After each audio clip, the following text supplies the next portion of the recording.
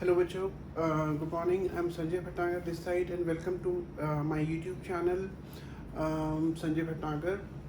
मैं आज आप लोगों को डिप्रिसिएशन, NFI और NIT के बारे में बताना चाह रहा हूँ। डिप्रिसिएशन जैसे आप लोग कई सारे बच्चे आप इनमें से जानते होंगे कि डिप्रिसिएशन को हम शॉर्ट फॉर्म में डेप बुलाते हैं, अदरवाइज फुल फॉर्म में डेप्रिसिएशन।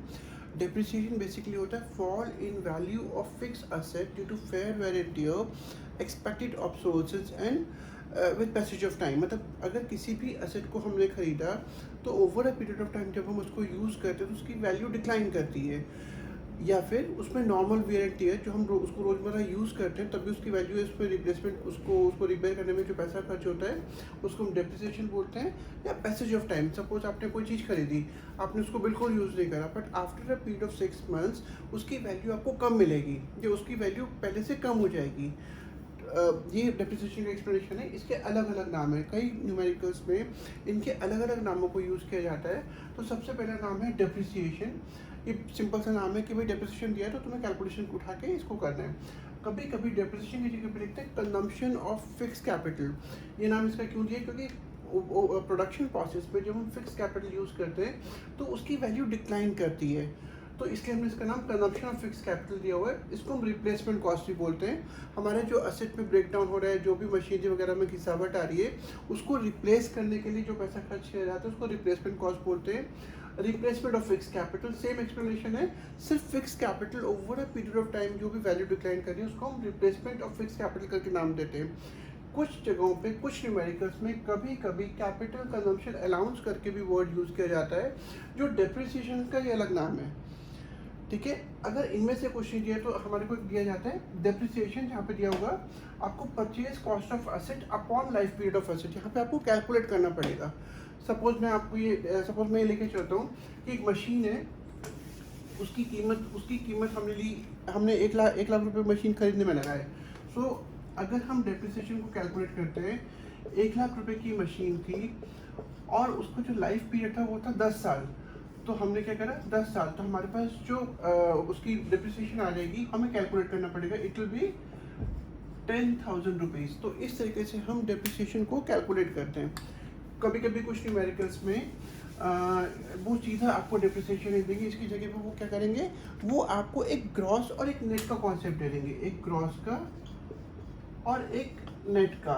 तो आपको ग्रॉस और नेट का डिफरेंस को माइनस करोगे, आपके पास डेप आएगा। मैं आपको एक एग्जांपल देता हूँ। सपोज आपको एक न्यूमेरिकल में आपको दे दिया GNP एट MP, और आपको दे दिया ये दे दिया सपोज 2,000 रुपीज़, और आपको दे दिया NNP एट MP से 1,000 रुपीज़। तो इन दोनों का जो डिफरेंस है उसको हम करेंगे, वो हमारा डेप्रिसिएशन है। ग्रॉस और नेट का डिफरेंस डेप्रिसिएशन है। So sometimes they may give you depreciation like this.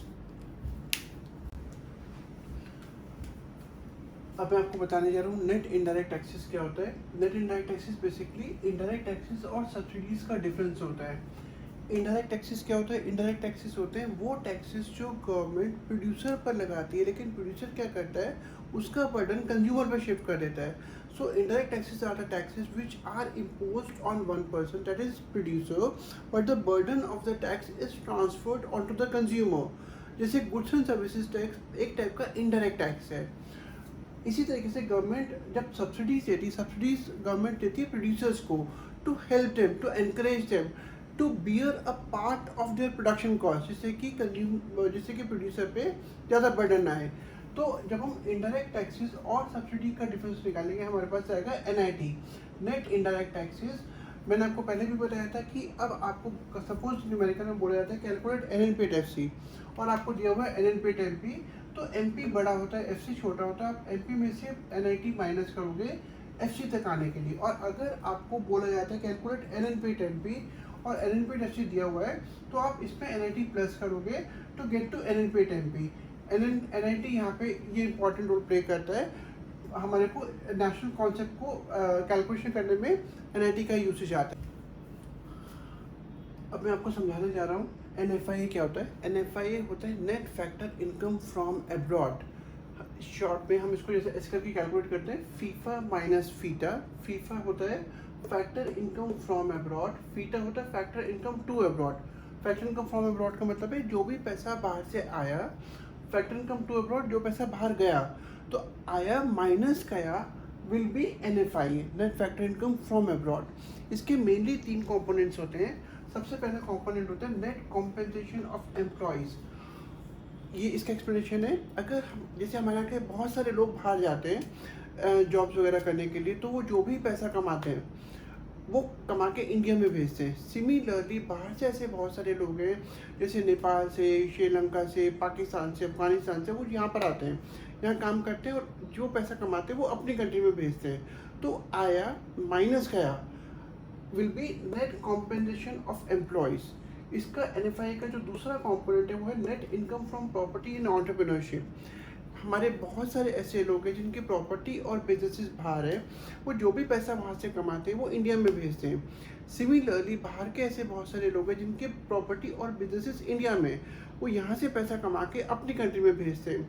Again आया माइनस गया, जो भी आता है जो गया, उन दोनों का जो डिफरेंस है वो है net income from property and entrepreneurship. And जो इसका थर्ड कंपोनेंट है वो है net retained earnings of resident companies abroad. इसका ध्यान से सुनिएगा। सब जैसे कोई भी कंपनी ने प्रॉफिट कमाया, सपोज जैसे बाहर की बहुत सारी कंपनीज है जो कि इंडिया में ऑपरेट करती हैं, जैसे कोक है, जैसे पेप्सी है, जैसे कोलगेट है, जैसे पेप्सोडेंट है, सारी बाहर की कंपनीज है। तो जो वो यहाँ पैसा कमाती हैं, तो जो भी पैसा कमाया, सपोज मैं ऐसे एज्यूम कर रहा हूँ कि 100 रुपये का प्रॉफिट कमाया, कोक ने 100 रुपये का प्रॉफिट कमाया, तो कोक सबसे पहले क्या करता है, उस प्रॉफिट का एक पार्ट उसको गवर्नमेंट को देना पड़ता है in the form of corporate tax, profit tax भी बोलते हैं। तो सपोज 100 में से 20 रुपये गवर्नमेंट को दे दिया, बच के 80 रुपये, 80 में से उसको एक पार्ट यहाँ के शेयर होल्डर्स में बांटना पड़ता है, जिसको हम बोलते हैं dividend. That part of profit which is distributed among share holders in the ratio of the shares which they hold of the company. तो प्रॉफिट का एक पार्ट शेयर होल्डर्स में बच जाता है। सपोज 20 रुपये शेयर होल्डर में डिविडेंड के फॉर्म में बांट दिए, अब बच गए 60 रुपये। जो 60 रुपये वो कंपनी अपने पास रख लेती है और वो फिर अपने हेडक्वार्टर्स में, जैसे अगर सपोज कोलगेट का हेडक्वार्टर USA में, तो कोलगेट क्या करेगा, जो 60 रुपये वो अपनी कंट्री में भेज देगा। तो इसको बोलते हैं नेट रिटेन अर्निंग। जो पैसा बच जाता है, जो कंपनी या तो अपने पास रखती है या अपने हेडक्वार्टर या जहाँ पे भी उनका मेन हेडक्वार्टर से वहाँ भेज देती है, उसको बोलते हैं नेट रिटेन अर्निंग। सिमिलरली हमारी बहुत सारी कंपनीज है जो बाहर जाती हैं, बाहर प्रॉफिट कमाती हैं। बहुत अच्छा एग्जांपल है टाटा की जैगुआर या लैंड रोवर है, UK में ऑपरेट करते हैं, वहाँ पे प्रॉफिट कमाया, जो भी प्रॉफिट कमाया वो वहाँ की गवर्नमेंट को टैक्स पे करेंगे। अगेन सपोज हम मान के चलते हैं कि 200 रुपये कमाए, 200 रुपये प्रॉफिट कमाया, वहाँ की गवर्नमेंट को 40 रुपये टैक्स दे दिया, प्रॉफिट टैक्स या कॉर्पोरेट टैक्स, बच के 160 रुपये। उस 160 में से वहाँ के लोगों में डिविडेंड बांट दिया, सपोज 60 रुपये डिविडेंड बांट दिया, अब बच गए 100 रुपये।